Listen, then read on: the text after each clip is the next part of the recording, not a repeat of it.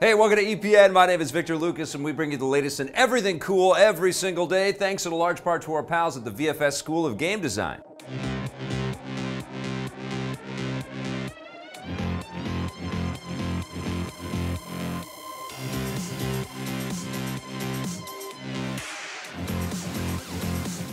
Thank you, Vancouver Film School. Now, this rundown is dedicated to the Art of Creed Stonegate, who says he never misses a video that we make.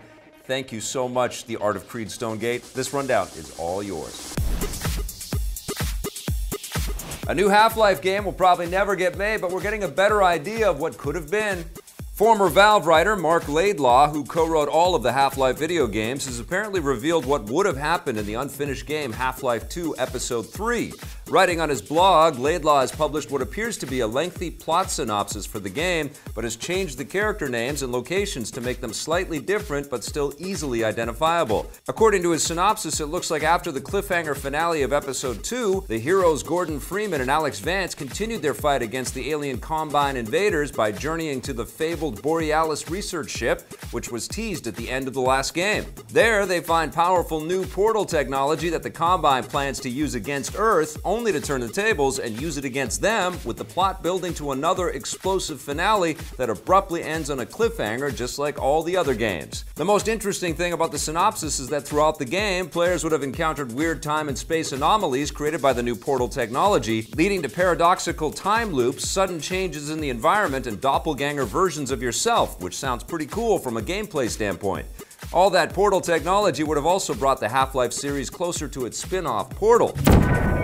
It's unclear how closely Laidlaw's synopsis would have resembled the final game if it had actually been finished, and the bad news is that even though he no longer works at Valve, the fact that he's comfortable sharing these details indicates that the game will almost certainly never be made. Half-Life 2 Episode 3 started development at Valve shortly after Episode 2 was released in 2007, with a tentative release window slated for 2008. I think we're getting somewhere. It was obviously never released, and as the project was pushed back time and time again, there are reports that it kept getting bigger and bigger and eventually ballooned into a full-fledged sequel, Half-Life 3. That obviously hasn't been released either, and although Valve hasn't made any official announcements on the matter, there are reports that they ceased development several years ago. It's conceivable that they could revisit the Half-Life IP at some point in the future, but don't hold your breath. Prepare for unforeseen consequences. Samsung wants to fill the void in the middle of your living room. The company has begun rolling out a new line of TV sets called The Frame, which are fancy TVs that are meant to be hung on your wall and disguised as framed artwork when you're not using them. Samsung created them for people who hate having an ominous black void in their living room when the TV isn't turned on. They come in a variety of sizes and frame styles, and users can also customize what will appear on the screen when it's not being used, with additional artwork available to buy. We attended an event in Vancouver yesterday where we got to check it out and catch up with Canadian photographer David Burdeny, who's partnering with Samsung to include his work on the screen. I mean, the first time I saw it, it blew me away. I was a little skeptical at first.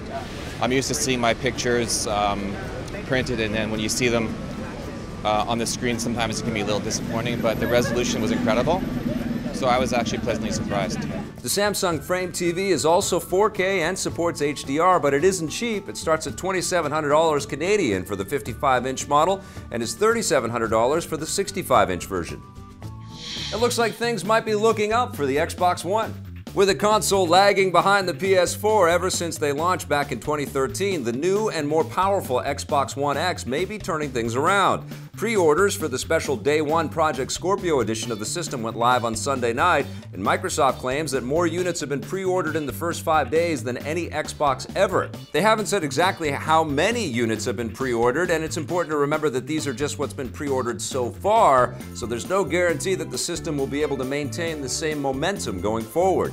It's possible that fans rush to secure the special Project Scorpio edition, so interest could drop off when the regular Xbox One X becomes available. Still, Microsoft is touting this as a victory and has thanked fans for their support. The Xbox One X is billed as the most powerful console ever and will run many, but not all, new and existing games in 4K. Unlike last year's PS4 Pro, it will also be able to play 4K Blu-rays.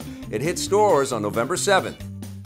One new game that the Xbox One X won't support at launch is Crackdown 3 because the game was recently delayed. This comes after fans have already been waiting years and years. It was first announced at E3 2014, and the last game, Crackdown 2, came out back in 2010. Speaking with Polygon, Microsoft Studios Publishing General Manager Shannon Loftus admits that they probably announced Crackdown 3 too early and should have waited until it was closer to being finished. She reiterates her previous statements that the reason the game has taken this long is because they have high ambitions for the project and want to take the time they need in order to meet them. Crackdown 3 will land on the Xbox One and the Xbox One X in 4K early next year. Nintendo's newfound love for downloadable content has found its way to the Mushroom Kingdom. The new Switch game, Mario and Rabbids Kingdom Battle, a crossover between Nintendo and Ubisoft, will be getting a season pass. It includes 8 exclusive weapons at launch and will also give players extra solo challenges and co-op maps this fall, followed by a completely new story campaign early next year. It's not usually that big of a deal when a game gets a season pass, but for a Nintendo title, it's still a new thing. While other big game makers like Microsoft, Sony, and, well, Ubisoft have been releasing big DLC bundles and season pass content for years, it's taken Nintendo a little longer to jump in.